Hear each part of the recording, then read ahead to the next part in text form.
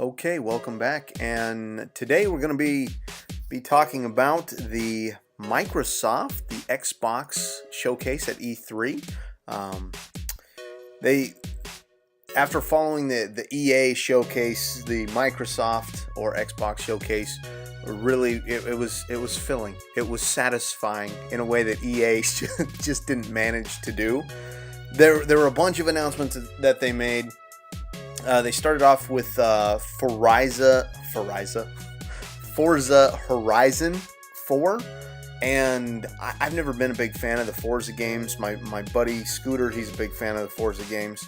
But this one, it's a shared world, and that was a theme throughout this showcase, and then the showcase that happened right after it, the Bethesda showcase as well. This shared world, this online multiplayer thing they're really kind of leaning into it a little bit. And so this Forza Horizon 4 shared world, and one of the big things with it is weather and seasonal dynamic changes to the world. They mentioned that, during the summertime you drive on this course and you wouldn't be able to go over a lake, but then in the wintertime the lake would freeze over, and so you'd get to drive across the lake. So that was pretty neat. One thing about this game, that though I'm not a Forza or racing fan, I did like the way that they had co-op in this game. And you see somebody online and you can very quickly, there was a 1 or 2 button press maneuver, and you could get right into a game with them, get right into a team chat or a party chat with them. So I thought that was really cool, and hopefully it's an idea that can be replicated in other games that I do enjoy playing. They showed a reveal trailer for Halo 6, or Halo Infinite, I believe it is called. So that was pretty neat to see. Just kind of a lot of large pans. There was a warthog going across a bumpy road, some soldiers. They dropped a flare, lit up some beacons, like the beacons Gondor requires aid sort of thing. But they didn't really show any gameplay footage, so I'm assuming that they're going to go with a more or larger world approach than the other games as well. I didn't play the campaign for Halo 5, but I heard it was pretty universally despised. I did enjoy the multiplayer aspects of it, though. It was rumored that there was going to be a Gears of War 5. I think it's 5. Yeah, Gears of War 5 show up at the showcase, and it did. It made an appearance there, but Gears of War was really a big presence there. It had they did a Gears Pop, which looked like a multiplayer game. It was like with little, big-headed pop figures. And then there was a Gears Tactics, which was a mobile game. No, Gears Pop was the mobile game. Gears Tactics was maybe a PC game, but it was like a strategy in the vein of like a Final Fantasy Tactics or one of those other top-down kind of tactics games. And then, of course, they announced Gears 5. They showed a pretty cool cinematic trailer for that, and so that was pretty exciting. My sister loves the Gears of War franchise. She's going to be very excited for this Gears 5. A lot of people expected a new Fable to come out of this showcase. There was no new Fable announced, which is kind of a bummer. Microsoft made some big announcements that they had acquired a couple new studios to put under the Microsoft flag. They bought Undead Labs, which did the State of Decay games most famously. Playground Games, which did Forza Horizon, and then Ninja Theory, which did Heavenly Sword and Hellblade, and Compulsion Games, which has the forever alpha game We Happy Few, which looks like a really cool game, and I was really excited to play it when they announced it. I think it was either last year or the year before at E3. And then they are creating a new studio called The Initiative, and so they say they've got a bunch of top talent from that. All of these game studio purchases and creations are to kind of stymie the efforts of PlayStation, who's really been winning an exclusives race against Microsoft. But for me, I've always felt the exclusivity of games is just, it's really dumb, because the only people that really pay for it are, you know, people that want to play these games but maybe don't have the correct console to do so. So that's kind of a bum deal. There was an announcement for Tales of Vesperia. Maybe it's a game that's already been released, but it says like the Ultimate Edition or something like that. It's like an anime game, maybe a lot of anime cutscenes. And the Division 2, they showed some pretty sweet footage for the Division 2, some gameplay for that as well. And the funny thing about gameplay at these showcases is it's so incredibly staged. It's almost laughable to watch because of the way that, especially in multiplayer games where these people are communicating back and forth. I remember for Wildlands, I remember for Anthem when they did that one, and then this one, the Division 2. That's not how people talk, and they just are making jokes the whole time. And so, I mean, unless your friends are much more tactical than mine, they don't talk like the people in these showcases. Microsoft, they hyped up their Game Pass with a added feature called Fast Start and a learning algorithm that's going to really learn how players play and buy games. So you don't have to buy all the games, but you can play the ones that you want to play on Game Pass. They added some new ones at the showcase, so you can get onto Game Pass and get those now, and that's Fallout 4.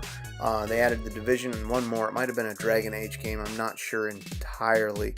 The Game Pass, you know, I don't know about the Game Pass. Just like the EA Origins Premier Access, the Game Pass, I mean, I guess it's a little bit more, I don't know, maybe sometime I'll get it. Maybe it could save me a lot of money if I just got that and didn't buy any more games. Just played the ones available on Game Pass, but most likely I'll want other games as well. There was a quick kind of demo trailer, or just kind of an advertisement trailer saying there's a bunch of games available on the Xbox Store now. Games like Outer Worlds, After Party, Fringe Wars, Below, one called Harold Halibut, Ashen, a lot of different games, so that's kind of cool. If you watch any of the videos that I make, you know I'm kind of an Xbox guy. I do have the PlayStation. My wife got me a PlayStation 4, but I do play mostly on the Xbox, so I like to hear when there's good games coming to the Xbox Store. They showed a cool cinematic for Shadow of the Tomb Raider. Now, Shadow of the Tomb Raider kind of falls in the same vein as the Nathan Drake series. What are those called? Uncharted. That's the name of the games. The Nathan Drake Uncharted games. The same Tomb Raider game, kind of the action-y adventure platform game. I'm just not that into them. I mean, they look like good games, don't get me wrong, but I haven't been interested in a Tomb Raider game since, I was a pre-adolescent and got excited by those very Polygon-esque boobs on Lara Croft. So I haven't been excited about a Tomb Raider game in a long time. Everyone was hoping for a Skate 4 game. Unfortunately, that didn't happen, but they did release a skateboarding game or previewed a skateboarding game called Sessions.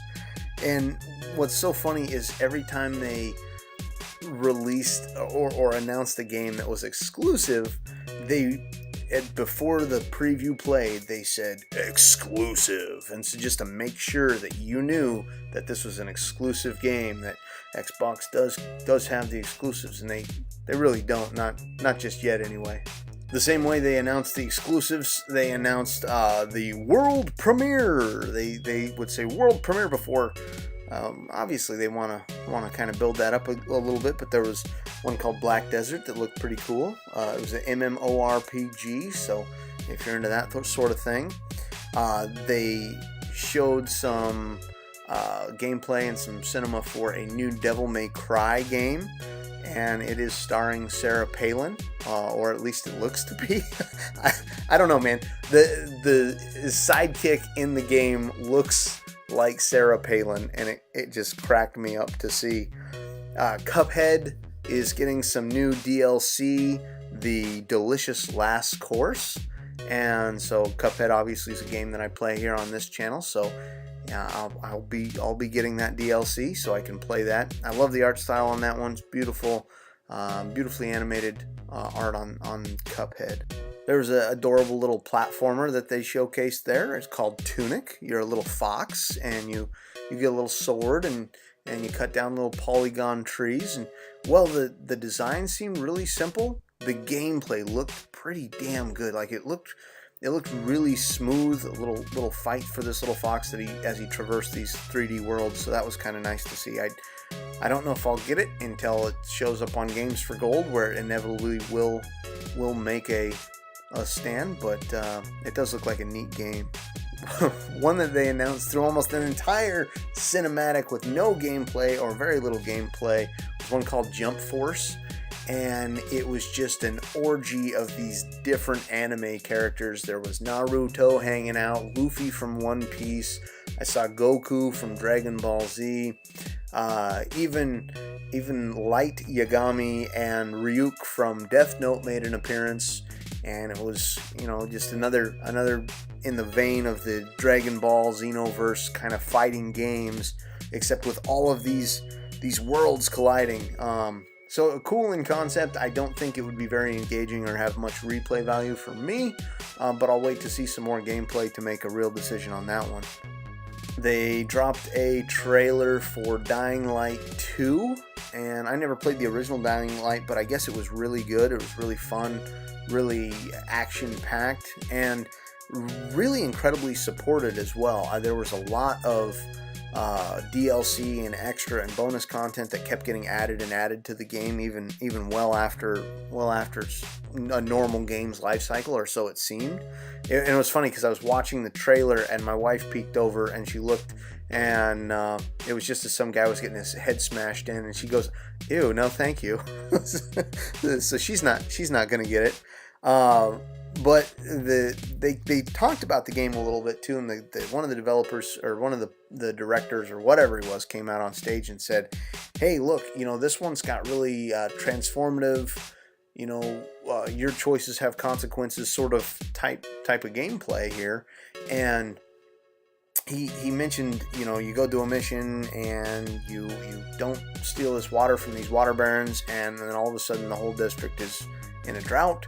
Or you do take it from them. Now everyone's got water, but they live under the iron fist or thumb of the peacekeeper folks. So real action. And he says there's hundreds of these types of decisions that can really affect the world that you live in. He says no two experiences are going to be the exact same.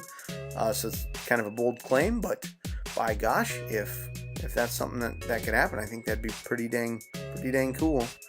There was a quick little teaser for Battletoads. They made a new Battletoads game, or they're making a new Battletoads game, so I'll be excited to see what that looks like, whether they're just going to stay in the vein of the old impossible to beat Battletoads, or if they're going to make something a little more user friendly.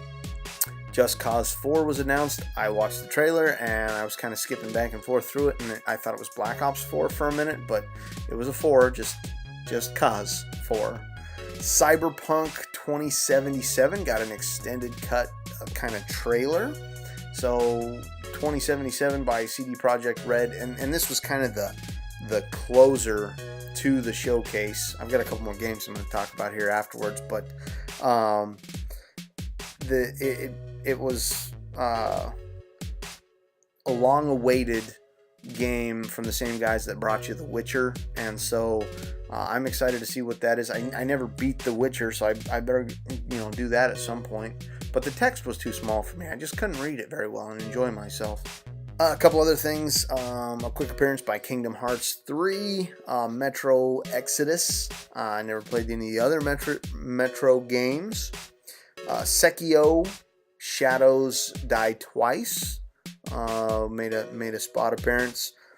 They did announce some updates for PUBG and Sea of Thieves, and then of course gave us some more gameplay for Ori and the Will of the Wisps, which was nice because Ori and the Blind Forest was and is one of my favorite games. I mean, the art style is incredible, and they just kind of drug that art style into this game, and made it, I don't know, it looks really amazing. They showed some of the new moves that Ori can do, and I'm excited to see where they go. I'm glad they sequeled that one out, because it really was a good game and deserved it. And as for the Microsoft Xbox showcase for E3, like I said, it was a lot more filling than the EA showcase, so it had a little bit more bite to it. So hopefully, if you hadn't seen the showcases, this gave you a good idea what games you need to go look up and what trailers to look up now. There were also some cringy moments in this one, just like there was in the EA one. But take a look at the trailer. I will drop not the trailer, but the actual showcase. I'll drop the one for GameSpot in the links section down in the description below. And also, if you haven't seen it, here's a tag or in sticker for the previous video for the EA showcase, and the vlog that I've hopefully got recorded at some point. I'll put a tag up for that one as well if you want to watch that. So I'll see you at the Bethesda showcase.